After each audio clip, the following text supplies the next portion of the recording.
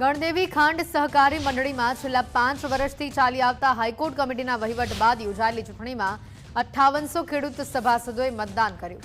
16માંથી 11 બેઠકો પર સમન્વય પેનલને ભવ્ય વિજય મળ્યો છે, જેના પગલે ગણદેવી શુગર ફેક્ટરી ખાતે પ્રાંત અધિકારીની અધ્યક્ષતામાં યોજાયેલી ખાસ બેઠકમાં નવા ચેરમેન તરીકે અમિત પટેલ અને વાઇસ ચેરમેન તરીકે અલ્પેશ દેસાઈની બિનહરીફ વરણી પર મોહર મારવામાં આવી છે।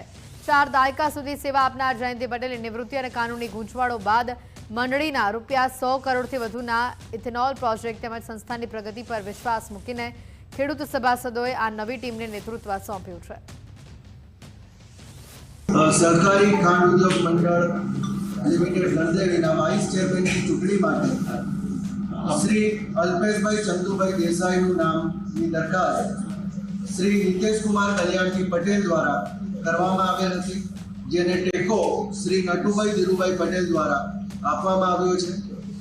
અન્ય કોઈ પણ દરખાસ્ત અત્રે રજૂ કરવામાં આવેલ નથી, તો શ્રી અલ્પેશભાઈ ચંદુભાઈ દેસાઈને પ્રથમ 2.5 વર્ષની મુદત માટે અથવા બીજી નિમણૂક ન થાય ત્યાં સુધીની મુદત માટે મંડળના વાઇસ ચેરમેન તરીકે બિનહરીફ ચૂંટાયેલા જાહેર।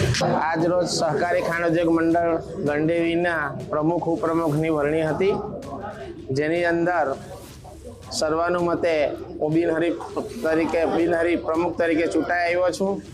તેમજ મારી સાથે મારા ઉપપ્રમુખ તરીકે અલ્પેશભાઈ ચંદુભાઈ દેસાઈ બિનહરીફ એમની પણ વરણી થઈ છે। ખાંડ ઉદ્યોગ મંડળની અંદર કામો તો ખેડૂતોના જ કરવાના હોય છે અને ખેડૂતલક્ષી અભિગમ રાખીને ખેડૂતોના જે કંઈ નાના મોટા પ્રશ્નો હશે અમે હલ કરવાના પ્રયત્ન કરશું।